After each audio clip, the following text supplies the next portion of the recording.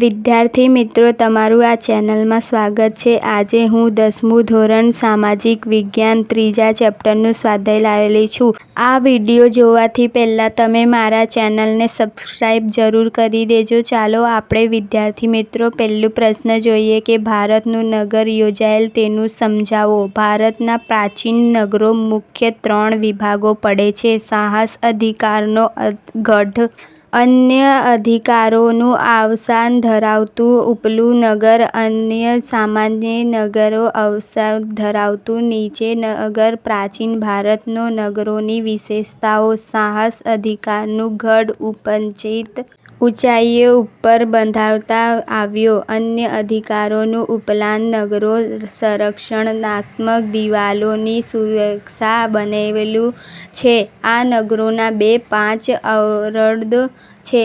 હવે વિદ્યાર્થી મિત્રો આપણે જોઈએ બીજો પ્રશ્ન।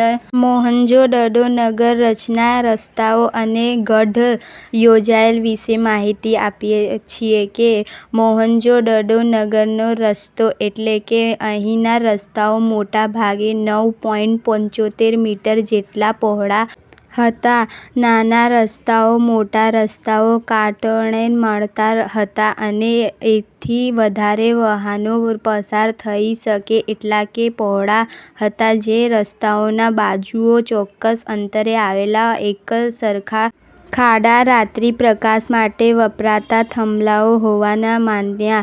રાજમાર્ગો પહોળા અને સીધા હતા, તેમ ક્યારેય વાંકો આવતા બંને મુખ્ય રાજમાર્ગો હતા। એક માર્ગોમાં પસાર થતી દક્ષિણ અને બીજા માર્ગોમાં બંને થતા બીજા માર્ગોમાં આવે હતા રેખાઓ। મોહેંજો-દડો રસ્તાનું આધુનિક ગઢ અને સુવિધાસભર હતા કે મોહેંજો-દડો ગઢ યોજના એ હડપ્પા સાંસ્કૃતિક નગર આયોજનની આગવી વિશિષ્ટતા હતી। ભૂમધ્ય સમુદ્રમાં આવેલા નહોતા। નાગરમાંથી પડેલ આવી મોહેંજો-દડો કે ગટરના કોઈ ખૂણામાં મૂકી આવે છે। પાળીઓમાં નગરની હતી। જંતુ કાયક ઉપરાંત અમુક અંશે પથ્થર કાંડા હતા કે ઢાંકણના આવી હતી। આવી સુંદર ગઢ યોજના પથ્થર સમયે ઘોળાયેલ સુંદર રચના શહેર છે જ્યારે સ્વચ્છ।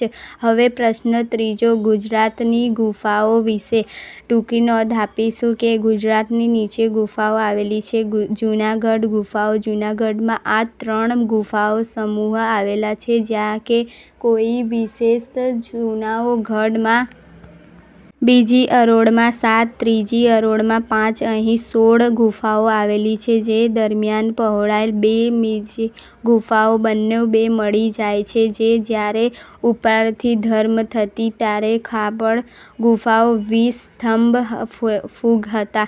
ખંભાની ગુફાઓ જ્યારે 70 કિલોમીટર દૂર આવેલી ગુફાઓમાં બીજા વૃક્ષો જેવી તળાજા ગુફા ભગવાનના નગર જિલ્લા શેત્રુંજી નદીના મુખ પાસે તળાવ હરડુંગ આવેલ છે જ્યાં ત્યાં પથ્થરો 30 ગુફાઓ સુરક્ષિત અને શિલ્પ સ્થાપત્ય દ્રષ્ટિએ બેનુલ છે।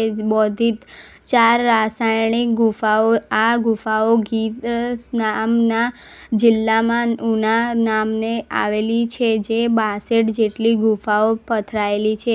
ગઢના ગુફાઓ: આ ગુફાઓમાં 3 ગઢ છે જે ઝિંઝુર ગઢના ગઢ 7 કિલોમીટર દૂર આવેલી છે। કચ્છ: 7 ખાપ કોડિયાની ગુફાઓ: આ ગુફાઓમાં કચ્છ પરના 2 ગુફાઓ આવેલી છે જેમ કે કડિયાઈ ગુફા ભરૂચ જિલ્લામાં આવેલી છે જે પથ્થરના 11 ફૂટ 7 નીચે આવેલી છે। હવે જોઈશું આપણે બીજો પ્રશ્નનો પહેલો જવાબ। ધોળાવીર એટલે કે ધોળાવીરનું ભુજ લગભગ 140 કિલોમીટર દૂર ઉપર આવેલ છે જે હડપ્પાનું સમાન મોટું અને વ્યવસ્થિત નગર। જૂનાગઢના રાજપુરોહિત ખાડામાં અહીં ટીબોનું આવેલું ત્યાગ છે। 1990માં પુનર્નિર્મિત રાજેન્દ્ર ધોળાવીર મહેલ જિલ્લા અને તેની દિવાલોમાં સફેદ રંગ કરવામાં આવ્યા છે જે નગરના કિલ્લાઓ બાંધી ખૂબ જ મહેફૂજ નગરમાં પીવાનું પાણી શુદ્ધ અને એવી વ્યવસ્થા પાણી શુદ્ધિકરણમાં વ્યવસ્થાય છે. આ ધોરાવીરનું નગર રચના વ્યવસ્થિત અને આયોજનપૂર્વક હોવાનું પ્રશ્ન છે. બીજો, લોથલ તેમ સમયે ભારતનું અગત્ય બંધ હતું કે પ્રાચીન ભારતનું એક નગર હતું જે લોથલ અમદાવાદ જિલ્લામાં ધોરાવીર તાલુકાના ભોગવમાં અને સાબરમતી નદીઓમાં વચ્ચે પ્રદેશ આવેલું છે. લોથલ ખંભાતના આરખે 18 કિલોમીટર, અમદાવાદ 80 કિલોમીટર લોથલ આવેલું છે. જેમ કે આવે ગોદીમણી જેવી વ્યવસ્થા ધક્ક ગોદીવળી આવેલ છે.